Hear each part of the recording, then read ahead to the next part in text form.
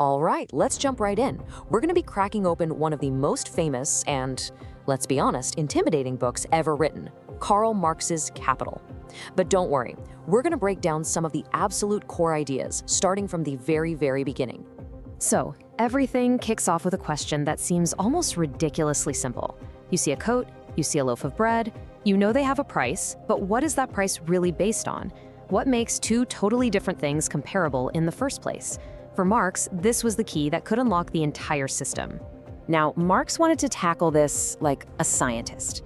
He had this idea. You can't understand the complex body of the economy without first understanding its most basic single cell. And for him, that single cell is the commodity, basically anything made to be sold. Okay, so let's put that tiny economic cell under the microscope. It seems totally straightforward, right? A product is a product. But as Marx warns us, it's actually a very strange thing, full of all kinds of hidden complexities. You see, every single commodity has this kind of split personality. On the one hand, it has what Marx called a use value. It's useful. A coat keeps you warm, bread gives you energy. Simple.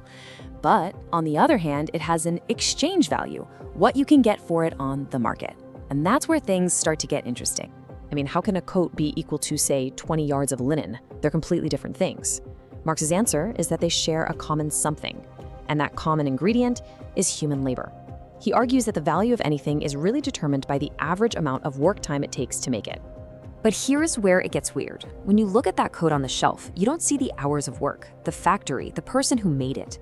Its value just seems to be a natural part of the object itself, like its color or its weight. Marx had a name for this, the fetishism of the commodity. And this is such a critical idea. We start to see the world not as relationships between people, but as relationships between things, money and products.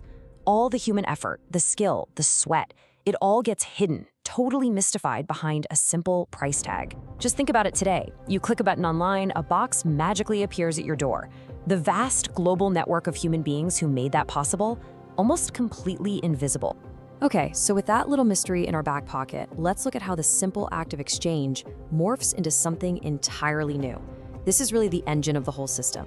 Marx lays out two totally different circuits of exchange. The first one is ancient, commodity, money, commodity, or CMC.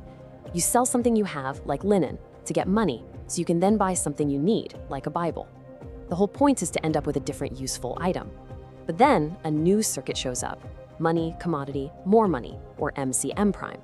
Here the game is completely different. You start with money, buy something, not to use it, but just to sell it again for a profit. The goal isn't usefulness. The goal is to end up with more cash than you started with. This, for Marx, is the basic formula for capital.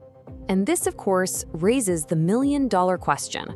If everyone is just buying and selling things at their proper value, where does that extra money, that profit, magically come from? It can't just be created out of thin air, right? So what's the secret? Marx's answer is that the capitalist finds a very special commodity for sale on the market. It's unique, and that commodity is labor power, a person's sheer ability to work. Its special trick, its unique use value, is that it can create more value than it costs. And that one insight is the key to solving the entire puzzle of profit.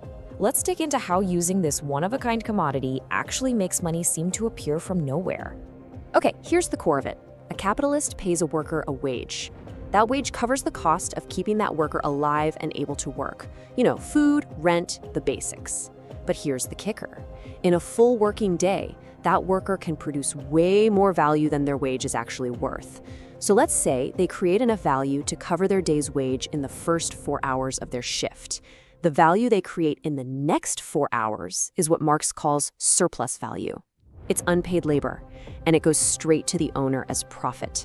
So you can see where this leads, right? If profit comes from that surplus unpaid labor time, then the system has a built-in, relentless pressure to maximize that time. And the easiest, most direct way to get more surplus value is to make people work longer. It's a fundamental pressure that might look different now. Maybe it's not a 16-hour factory shift, but the expectation to answer work emails at 10 p.m. But Marx would argue the underlying logic is exactly the same. And listen, this wasn't just some abstract theory he cooked up. Marx filled Capital with hundreds of pages of official government reports from 19th century England. He used the establishment's own evidence to document the absolutely brutal, horrifying reality of this drive for more and more surplus value. And the human cost was just staggering. The conditions that this endless working day created led to these unbelievable gaps in the most basic measure of a good life: how long you get to live. The system was literally consuming people. So when you have this constant pressure from one side to make the day longer, and this growing resistance from the other side simply to survive, what happens? Well, you get a massive social conflict, a battle over the clock itself. And this was a long, long fight for hundreds of years. As you can see, the law was actually used to force people to work longer. But the Industrial Revolution flipped that, and it sparked what Marx called a protracted civil war between the owners and the workers to finally legally limit the length of the working day. This is so crucial to understand. The creation of a normal working day, the 10-hour and later the 8-hour day that we often take for granted, that wasn't a gift. It wasn't handed down by benevolent bosses. It was won through decades of bitter struggles, strikes, and political organizing. For Marx, this was so much more than just another law. It was like a new charter of rights. It drew a clear line in the sand. It finally defined where the employer's time ends and where a worker's own life begins. So that's our quick look at the foundational arguments of capital, from a simple commodity to profit to the fight over time itself. And it leaves us with a really big question for our own world, doesn't it? In an age of gig work, remote jobs, and constant connectivity, what does the working day even mean anymore? And who gets to decide where that line is drawn? Thanks for tuning in.